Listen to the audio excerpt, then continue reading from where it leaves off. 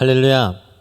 우리 옆에 계신 우리 지체분들 청년들에게 눈인사 한번 합시다. 희징긋 한 번만 쳐다봐줘요. 한번 눈인사. 아유 안녕하세요. 감사합니다. 오늘 우리 해방 청년부는 오늘 오는 7월 13일부터 기도했듯이 광고했듯이 19일까지 22명의 청년들과 4명의 지도자들과 함께 말레이시아라는 지역의 단기 선교를 떠나게 됩니다. 이제 매년 계획되는 이 단기 선교 일정이지만 우리가 잊지 말아야 할 것이 하나 있는데, 그것이 무엇이냐면 선교가 하나님께서 우리에게 맡기신 귀한 사명이라는 것, 이것을 우리는 잊지 말아야 됩니다. 계속 반복되는 선교 일정 동안에 우리가 어떻게 나아가야 될까, 이번에 가지 말까, 이번에 참여해볼까, 여러 가지 마음이 들지만 그 가운데서는 우리에게 맡겨주신 하나님의 사명인 사실을 우리가 기억함으로 나아갈 수 있어야 한다는 겁니다. 이는 하나님의 사랑을 다른 문화권에 전하는 귀한 기회이기도 합니다. 이번 선교회는 다양한 방법을 통해서 이제 예수 그리스도의 복음을 전하고 그 땅에 복음의 씨앗을 심게 되는 시간을 갖게 될 것입니다. 이 모든 일정이 하나님의 은혜 가운데 잘 마무리될 수 있도록 우리 모든 청년들 기도해 주시기로 또한 동행해 주시면, 동역해 주시면 감사하겠습니다. 선교라는 것은요, 단지 선교 일정에 직접 참여하는 사람만 감당하는 것이 아닙니다. 뭐라고요? 선교라는 것은 단지 선교 일정에 참여하는 그 22명의 청년들만 감당하는 것이 아니라는 거예요. 그러면 누가 감당하는 것일까? 함께하는 것일까?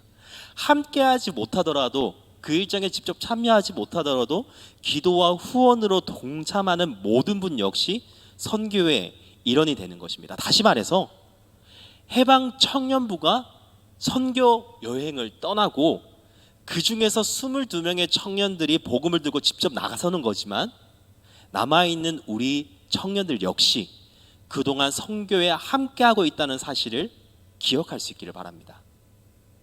이에 따라 올해 선교에 참여하는 청년들뿐만이 아니라 앞으로 함께할 모든 청년들이 단기 선교를 준비하며 선교의 중요성을 깨닫고 깊이 새기고 우리가 어떤 마음과 어떤 믿음으로 또한 어떠한 준비를 갖추어야 하는지 나누고자 선교라는 주제로서 4주간 2025년 4번째 설교 시리즈를 준비하였습니다. 첫 번째 설교에서는요, 우리는 어떤 준비가 되어 있어야 하는가, 가는 사람뿐만이 아니라 보내는 사람으로서, 파송받는 자뿐만이 아니라 파송을 보내는 사람으로서 우리 해방 공동체의 교회 안에 모든 우리 청년들이 어떤 준비로서 선교를 임해야 하는가라는 것을 고민하며 오늘 읽은 말씀을 통해 초대교회에 있는 공동체의 모습에서 우리 공동체가 준비해야 할 부분을 함께 나누고자 하고 있습니다. 오늘 우리가 읽은 말씀은요, 사도들의 중심으로 그리스도의 공동체가 형성이 되었어요.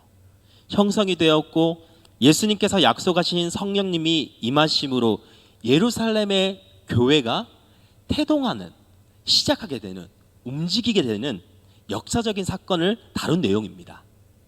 예수님께서는요, 부활 승천하시기 이전에 이미 이러한 일이 있을 것임을 제자들에게 예언하셨습니다. 그 내용은 우리가 읽은 말씀의 앞장인 사도행전 1장에서 찾아볼 수 있어요. 사망의 권세를 이기시고 부활하신 예수님께서는 제자들에게 선교의 대사명을 주셨습니다. 그 말씀이 어디에 똑같이 기록되어 있냐? 마태복음 28장 18절에서부터 20절의 말씀, 또한 사도행전 우리가 읽었던 말씀 앞장의 1장에서 동일하게 기록되어 있는 말씀이에요. 이 말씀을 함께 읽어보실까요? 예수님께서 어떤 사명을 주셨는지 함께 살펴보겠습니다. 함께 읽을까요? 시작. 사도와 함께 모이사 그들에게 분부하여 이르시되 예루살렘을 떠나지 말고 내게서 들은 바 아버지께서 약속하신 것을 기다리라. 요한은 물로 세례를 베풀었으나 너희는 몇 날이 못되어 성령으로 세례를 받으리라 하셨느니라. 그리고 사도행전 1장 8절의 말씀 시작. 권능을 받고 예루살렘과 온 유다와 사마리아와 땅끝까지 이르러 내 증인이 되리라 하시니라. 예수님께서 하셨어요. 부활 승천하시기 전에 예수님께서는 성령님이 임하게 되면 제자들이 권능을 받게 될 것이고 그 능력, 권능을 가지고 땅 끝까지 가서 그분의 증인, 예수님의 증인이 될 것이라고 말씀하셨습니다. 자신의 증인이 될 것이라고 말씀하셨어요. 그렇게 말씀하시고 그 후에 예수님께서는 부활 승천하셨습니다. 승천하셨어요. 그리고 제자들은 승천하시는 모습을 보고 난 이후에 감람산에서 내려와 예루살렘으로 돌아갑니다. 그리고 1장 14절의 말씀, 여자들과 예수의 어머니 마리아와 예수의 아우들과 더불어 마음을 같이하여 오로지 뭐라고요? 기도에 힘쓰더라. 그들은 마음을 하나로 모아 예루살렘으로 돌아가서 함께 모여 오로지 기도에 힘을 썼다라고 기록하고 있습니다. 그때 모인 사람 수가 몇 명 정도 되었냐? 약 120명 정도 되었다라고 기록하고 있어요. 그 가운데 공석이 생겼습니다. 어떤 공석이냐면 예수님이 12제자 중에 한 자리가 비었어요. 누가 죽었기 때문에요? 가롯 유다가 자살하기 때문에. 가룟 유다를 대신한 새로운 사도를 뽑게 되었고, 그 뽑힌 사람이 마띠아라는 사람을 새로운 사도로 선출하게 됩니다. 이처럼 초대교회 공동체는 성령님의 인도하신 가운데 기도로 먼저 준비가 시작되었고, 하나님이 세운 사람을 통해서 교회의 사명을 이어가고자 했습니다. 그렇게 예수님을 따르던 제자들은 이제 예수님께서 함께 계시지 않는 상태에서 사도들을 중심으로 한 그리스도의 공동체를 이루게 되었어요. 예수님이 없는 상태에서, 예수님이 승천하신 상태에서 이제 제자들과 함께 따랐던 무리들이 모여서 예수님이 없는 상태의 공동체를 이루며 나아가고 있었습니다. 예수님께서 부활하시고 승천하신 후에 그들이 모이기 시작한 지 대략 열흘이 지난 후 기적이 일어납니다. 근데 이 날을 무슨 날로 표현하고 있냐면 사도행전 2장 1절에서 오순절이라고 표현하고 있습니다. 이 오순절은요, 유월절이라는 절기, 유월절 후에 첫 안식일 다음 날부터 50일째 되는 날이에요. 예수님께서는 부활하시고 40일 동안 땅에서 이제 부활하시고 지내시다가 이 말씀을 하시고 승천하셨습니다. 40일 계시고, 그리고 난 뒤 열흘이 지났어요. 어때요? 6월절에 예수님께서 부활하셨습니다. 그 이후에 쭉 가가지고 50일이 지난 딱 오순절 되는 날, 그때 이제 이야기를 시작하는 거예요. 근데 이 오순절의 기록에 보시면요, 이스라엘이 가나안 땅에서 첫 열매를 거두면서 하나님께 감사를 드리는 절기가 바로 오순절인 거예요. 곧 오순절은 처음에 익었던 그 곡식을 하나님께 드리는 날입니다. 출애굽기 34장 22절의 말씀에 보시면 이것을 77절이라고 기록하고 있고요, 출애굽기 23장 16절의 말씀에 보면 맥추절이라고 불리는 절기로서 기록하고 있어요. 이 유월절과 이후의 장막절 사이에 끼어있던 세 가지의 주요 절기 중에 하나가 바로 오순절입니다. 농업적 성격을 지니고 있는 대축제였어요. 하나님께서 우리에게 첫 소산을 주셨기 때문에 하나님께 감사하며 축제로 나아가는 절기가 바로 오순절이라는 겁니다. 따라서 오순절은 이스라엘 백성들에게 약속의 땅에서 새로운 삶을 시작하는 의미를 가진 날이에요. 이러한 배경 속에서 바로 이 오순절 날 성령님께서 강림하셨다라는 것은, 성령님께서 임하셨다라는 것은 매우 상징적인 의미를 갖고 있습니다. 어떤 의미를 갖냐? 오순절날 성령님께서 오셨다라는 것은 성도들이 예수 그리스도 안에서 성령을 통해 새로운 삶을 시작하게 되었음을 보여주고 있는 사건입니다. 근데 하지만 이 오순절 모였던 120여 명의 사람들이 단순히 절기를 지키기 위해서 모였던 것은 아닙니다. 그날 하나님이 약속해 주셨다라는 것을 믿음으로써 모였던 것이 아니에요. 물론 이 절기의 의미를 모르고 있었던 것은 아닙니다. 그들은요, 부활하신 예수님께서 승천하시기 전에 주셨던 명령에 따라 성령을 받기 위해 계속해서 함께 모였던 겁니다. 그러다가 시간이 오순절 날이 이르게 되었던 거예요. 그들이 오순절 날에 기적이 일어날 것을 기대함으로써 지냈던 것이 아닙니다. 시간이 지나고 보니까 오순절 날이 다가왔던 겁니다. 사도행전을 기록한 저자인 누가복음의 저자, 곧 누가가 오늘 이 성령 강림 사건을 오순절 날이 이미 이르매 라고 문장을 시작하고 있는 것은요, 유월절 전날 밤에 예수님께서 붙잡히셨고 그 다음날 순환을 당하셨으며 사흘 만에 부활하셨고 40일 동안 제자들과 함께 계시다가 승천하신 후 열흘이 지나 오순절이 되었다라는 것. 곧 잘 들으세요. 예수님의 유월절의 순환과 오순절 성령 강림 사건이 각각 별개의 일로 얘기하는 것이 아니라 우연적으로 만들어진 것이 아니라 하나님의 치밀한 구속사의 과정 속에서 이루어지고 있는 것임을 의도하며 썼던 것입니다. 다시 말해서 하나님의 계획하심이 다 들어가 있다라는 것을 누가복음이 고백하며 써내려갔던 것으로 오순절 날이 이미 이르매라는 타이틀을 가장 먼저 시작한 것이죠. 이제 예수님께서 말씀하셨던 10일 전에 말씀하셨던 성령이 임하게 될 것임을 말씀을 성취해야 됩니다. 부활 승천하신 후에 제자들은 계속 모여서 기도하며 약속의 때를 기다리고 있었고 마침내 다음과 같은 일이 일어나게 되는 거예요. 2절과 3절의 말씀 함께 읽어봅시다. 시작.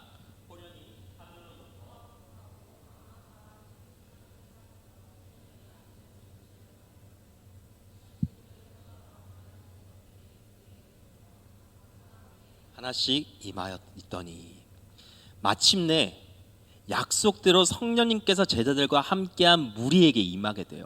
무리에게 임하였으며 성령 강림의 모습이 어떻게 나타나는지를 사도행전의 저자인 누가는 이렇게 표현하고 묘사하고 있는 겁니다.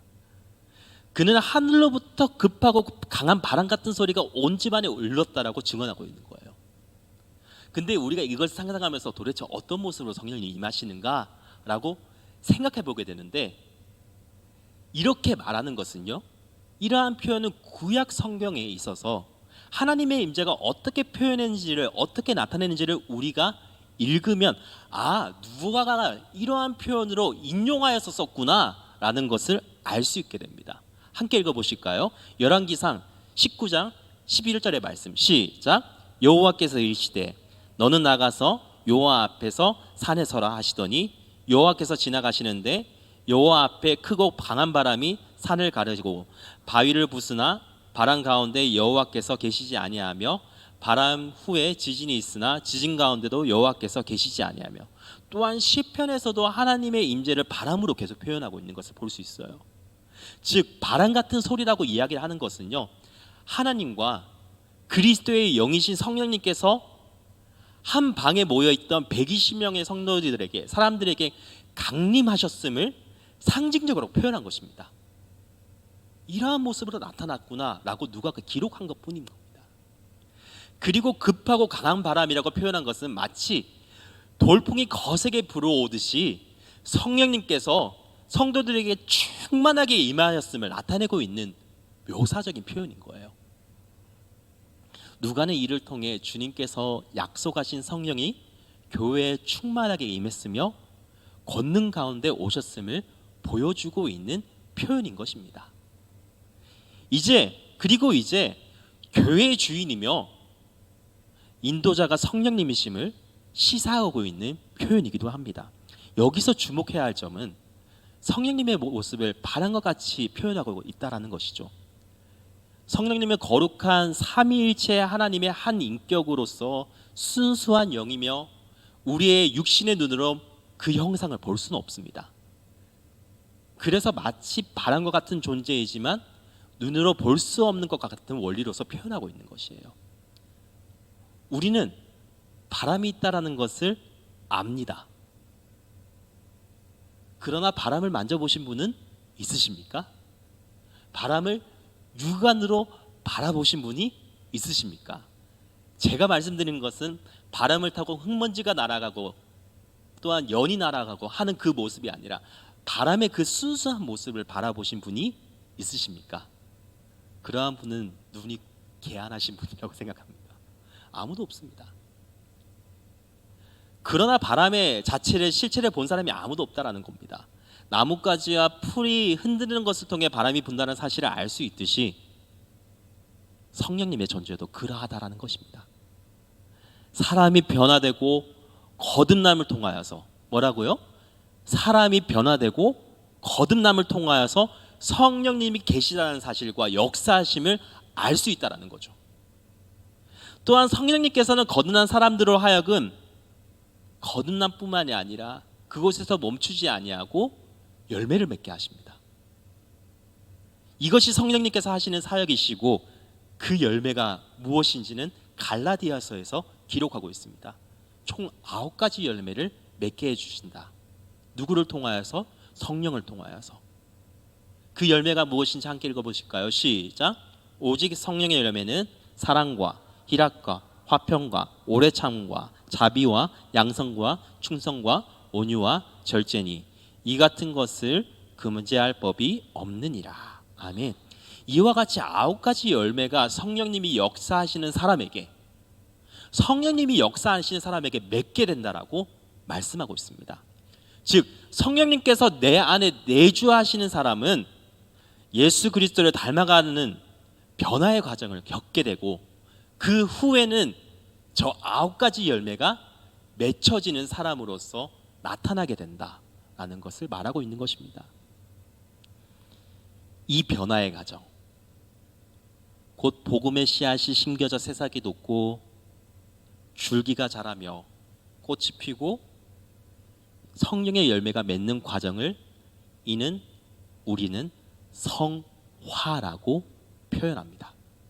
한 번씩 들어보셨죠? 성화. 성화는 그리스도인들이 반드시 거쳐야 할 과정이에요. 또한 맺어야 할 열매입니다. 그 시작을 오순절날 모여있던 사람들도 경험하고 시작하였던 것입니다. 바람 같은 소리의 묘사에 이제 이어서 3절에서는 또 다른 표현으로서 묘사하고 있어요. 뭐라고 표현하고 있을까요? 각 사람들에게 임하신 모습을 이와 같이 표현하고 있습니다. 3절의 말씀 다시 읽어봅시다. 시작. 마치 불의 혀처럼 갈라지는 것들이 그들에게 보여 각 사람 위에 하나씩 임하여 있더니, 맹렬히 타오르는 불의 혀 같은 모습으로 각 사람에게 임하셨다라고 기록되어 있습니다. 누가가 이렇게 표현한 것은요, 앞서 바람과 같이 구약 성경에 하나님의 임재가 불로 나타났음을 보여주기 위함입니다. 그 말씀을 인용해 온 거예요. 대표적인 예가 무엇입니까? 출애굽기 3장에 모세가 하나님의 임재를 경험했던 사건에서 우리는 볼 수 있습니다. 출애굽기 3장에 보면요, 모세가 떨기나무 아래 가운데 하나님이 임재하신, 떨기나무에 하나님이 임재하신 모습을 무엇을 통하여서 보았느냐? 바로 불을 통하여서 보게 됩니다. 또한 누가복음 3장 16절에서도요, 세례 요한이 성령을 불로 비유하면서 말하고 있습니다. 즉 불이라는 것은 성령님을 표현하는 중요한 뭐라고요? 이미지. 따라해 볼까요? 시작. 이미지입니다. 누가 또한 성령님의 임재를 불로 묘사한 것입니다. 그 불은 각 성도들 위에 임하였으며 이는 모두가 성령님의 강력한 역사를 체험했다라는 것을 뜻하는 메시지입니다. 그러나 우리는 이 모습을 텍스트 그대로 자꾸 받아들이게 되면서 그 모습만 강구합니다. 성령님은 또 다른 모습으로서 우리 가운데 역사할 수 있다는 사실을 우리가 간과하지 않기를 소망합니다. 누가가 구약 성경에 있었던 하나님의 임재를 통하여서 표현했던 것처럼 우리 또한 성령님의 역사하심을 또 다른 것으로 경험할 수 있게 되는데, 그 경험함이 과연 성령님의 역사하심인지 어떻게 찾냐? 성경 말씀을 통하여서. 성경 말씀에 하나님의 역사하심이 어떻게 나타나는지를 똑같이 우리도 누가와 같이 찾아내면서 우리가 그 근거를 발치해내야 됩니다. 그렇지 않는다라면 죄송하지만 자신의 감정에 속아서 내가 변화되었다라고 착각에 빠진 신앙인이 될 수 있습니다. 성령님께서 충만하게 임하심으로써 성도들은 성령이 말하게 하심을 따라 120명의 사람들이 새로운 언어로 말하기 시작합니다. 이제 성령님의 역사하심이 더욱 강력하게 나타나게 된다는 것이에요. 그들은 성령으로 충만해졌습니다. 성령께서 인도하시는 대로 각각 다른 언어들을 말하기 시작합니다. 우리가 읽고 있는 이 개역 개정 말고 일전에 있었던 지난 번역에서는 뭐라고 표현하고 있냐면, 읽어보실까요? 개역 한글입니다. 여러분들도 한 번씩 읽어보셨을 겁니다. 시작. 저희가 다 성령의 충만함을 받고 성령이 말하게 하심을 따라 다른 방언으로 말하기를 시작하니라. 즉 성령으로 충만해진 성도들이 방언으로 말하기 시작했다는 겁니다. 하지만 여기서 말하는 방언은요, 사람들이 알아듣지 못하는 하나님과 개인과의 영적인 대화를 말하는 것이 아닙니다. 이걸 여러분들 꼭 기억해야 됩니다. 그래서 개역 개정에서 우리가 읽은 말씀에서 어떻게 번역되고 있냐, 다시 개정되었냐, 각 나라 언어라고 표현되어 있습니다. 실제로 각 나라 언어들이었어요. 그 사람들이 각 나라 언어들을 어떤 말로 구사했느냐, 성령님께서 임하시자 성도들이 여러 지역의 언어들로 말하기 시작했던 겁니다. 앞에 보이는 여러 나라들의 언어들. 그런데 그렇게 말하는 자들이 누구일까요? 사도행전 2장 7절. 다 놀라 신기하게 여겨 이르되 보라, 이 말하는 사람들이 다 갈릴리, 넘겨주세요, 사람들이 아니냐. 갈릴리 사람들이었습니다. 타 지방에 살고 있거나 그 언어를 배웠던 사람들이 아니냐, 갈릴리 사람들이었습니다. 이들은 마가의 다락방에 모여서 기도에 집중을 하였고, 물론 예수님께서 기다리라고 명령하셨기에 성령님을 받기 위해 함께 모였습니다. 그런데 그렇게 모였던 이유 중에 하나가, 또 다른 한편으로는 유대 지도자들이, 예수님을 죽였던 유대 지도자들이 그리스도의 제자들까지 색출을 하려 없애려 했기 때문에 두려움 속에서 숨어서 기도했던 겁니다. 함께 모여서 다락방에. 그러나 그 가운데 성령의 충만함을 받게 됩니다. 함께 모여서 창문을 다 열어놓고 기도했던 것이 아니에요. 사람들이 다 모두 보는 곳에서 나는 예수님을 믿는 사람입니다, 이제 부활을 승천하셨던 거 보지 않습니까? 나는 기적이 일어날 것을 믿습니다, 성령님이 함께할 것을 믿습니다, 내 가운데 역사하실 것을 믿습니다 하면서 사람들이 모여있는 가운데서 기도했던 것이 아니에요. 예루살렘에 내려가 내가 언제 죽을지도 다시 모르니까 그 두려움 속에서 함께 모여서 기도합니다. 그러나 그 두려움 속에 무엇을 붙잡았냐? 예수님의 말씀하신 그 약속을 붙잡고 성령님이 함께 해주실 것을 기대함으로 기도하여 나아갔습니다. 그러나 성령을 충만하게 된 후에 그들은 군중들을 향하여 각 나라 언어들로 말하기 시작했습니다. 그들이 그렇게 말하게 된 것은요, 사도행전 2장 11절의 말씀, 하나님의 큰 일을 말하기 위함이었어요. 성령님께서 강림하셔서 그들 가운데 충만히 역사하셨고, 두려움 가운데 사로잡혀 있던 120명의 사람들이 변화되기 시작합니다. 담대기 시작합니다. 그리고 이후에 그 복음을 전하기 위해 세계 곳곳에 뿔뿔이 흩어져 말씀을 전하러 나아갑니다. 4절 말씀에 보시면요, 충만하다라고 기록되어져 있어요. 성령의 충만함을 받고. 이렇게 충만하다라는 표현은요, 그릇에 물이 가득 차 넘쳐 흐르는 상태를 의미합니다. 그런 그릇은 물이 가득 차게 되면요,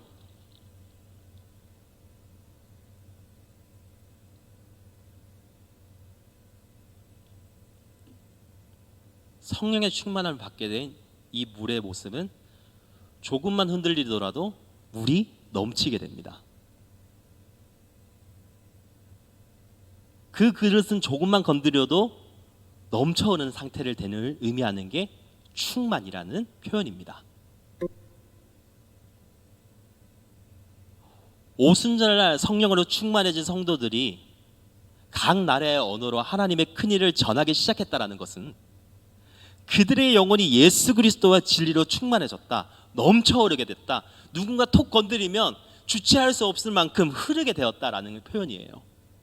그리고 그 충만함이 넘치고 자연스럽게 복음을 선포했다라는 것입니다.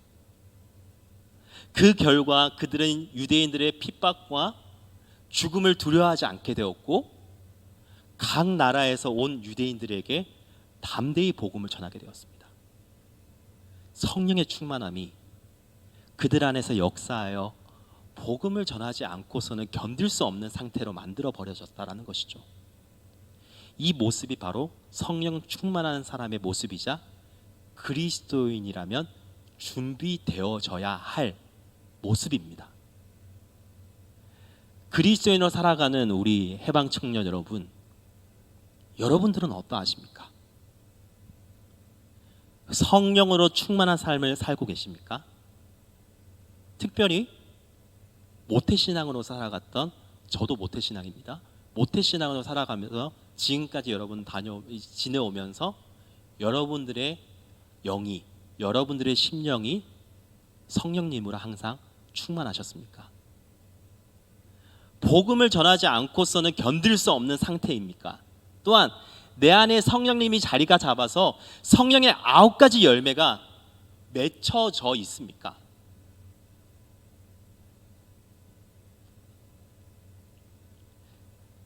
내 자신을 돌아보면 스스로가 부족하다고 느낄지라도 청년부를 담당하는 담당 교육자로서 저의 짧은 소견으로 바라보며 여러분들의 모습을 생각하기로 감히 말씀드리기로는 우리 공동체, 해방 청년부 그리고 각 청년들은 성령의 충만함 속에서 거듭나고 있으며 변화되고 있고 그 은혜 안에서 더욱 성장하고 있음을 믿어 의심치 않습니다.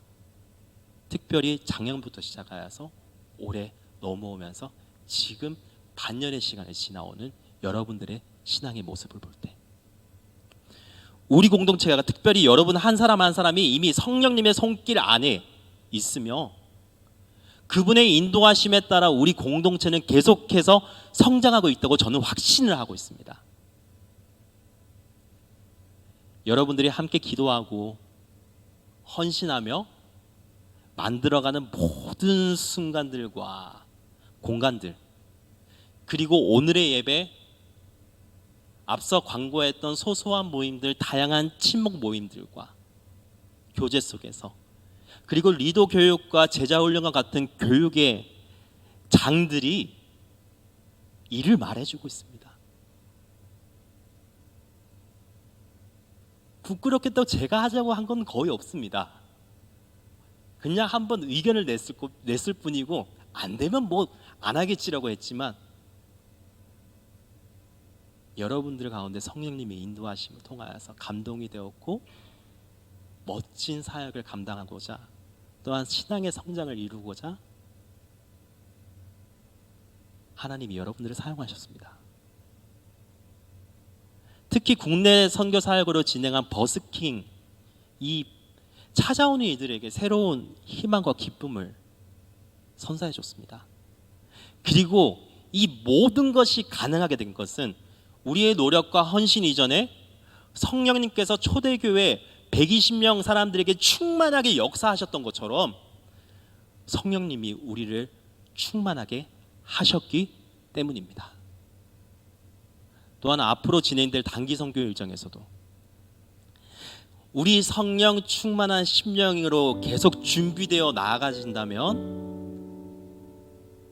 지금까지 역사하시고 일하셨던 하나님의 놀라운 일들이 우리가 가는 그곳에서도 성령님께서 동일하게 역사하여 주실 줄 믿습니다. 때로는 개인적으로 혹은 공동체적으로 성령의 열매가 부족하다고 느껴질 때가 있을지라도 우리의 믿음과 우리의 순종이 하나님의 은혜 안에서 큰 기적으로 피어나게 되어줄 것을 믿습니다. 우리의 성령님은 누가의 고백처럼 급하고 강한 바람과 같이 불과 같이 역동적인 분이십니다. 그냥 잔잔하게 흘러가는 분이 아니시라 요동치게 만드시고 역동적으로 만들어주시는 분이십니다. 지금 이 순간에도 여러분은 성령의 충만한 가운데 하나님의 계획을 따라 한 걸음 한 걸음 나아가고 있으십니다. 우리의 노력과 헌신 그리고 연약한 가운데서도 주님의 능력이 임하여 새로운 기쁨과 소망을 불어넣고 있음을 잊지 아니하는 해방 청년 여러분들의 삶이 되시기를 소망합니다. 우리가 함께 기도하며 서로 격려하는 과정에서 실패와 좌절을 경험할지라도 그것은 하나님께서 우리를 더욱 굳건하게 세워주기 위한 과정일 뿐입니다. 단단하게 세워서 더욱더 멋진 열매를 맺기 위한 하나의 연단 과정일 뿐입니다. 그러니 포기하지 마시고 놓지 마시며 해방 공동체 안에서 믿음의 끈을 스스로 내려놓지 마시기 바랍니다. 믿음의 헌신과 공동체 속에서의 발걸음, 이 모든 과정에 감사하며 앞으로 나아갈 길에도 담대히 도전할 수 있도록 서로의 손을 꼭 잡고 나아갈 수 있는 믿음의 지체들, 해방 청년 공동체가 되기를 원합니다. 초대교회처럼 모이기에 힘쓰고, 뭐라고요? 모이기에 힘쓰고 함께 떡을 떼며 믿음 안에서 서로를 세워갑시다. 그리고 무엇보다 우리 공동체가 기도가 출발점이 되고 일상이 되는 공동체가 되도록 지속해 봅시다. 그러면 성령님께서 반드시 역사하실 것입니다. 오늘의 말씀이 바로 그 증거입니다. 우리 모두 연약하지만 성령님께서 여러분의 마음과 생각을 새롭게 하시며 허망해 보이고 어려운 환경 속에서도 빛나게 해주실 것입니다. 이는 모였을 때 진정한 성령님의 일하심을 경험하게 됩니다. 뭐라고요? 모였을 때. 개인의 신앙 속이 아니라 함께 모이며 동역하며 나아가는 여러 장소에서 우리는 지금 경험하고 있습니다. 앞으로도 우리 해방 청년 공동체 안에서 경험하게 될 것입니다. 이러한 놀라운 일을 매 순간 경험하며 나아갈 수 있는 우리 모든 청년들이 되시기를 주님의 이름으로 간절히 축원합니다.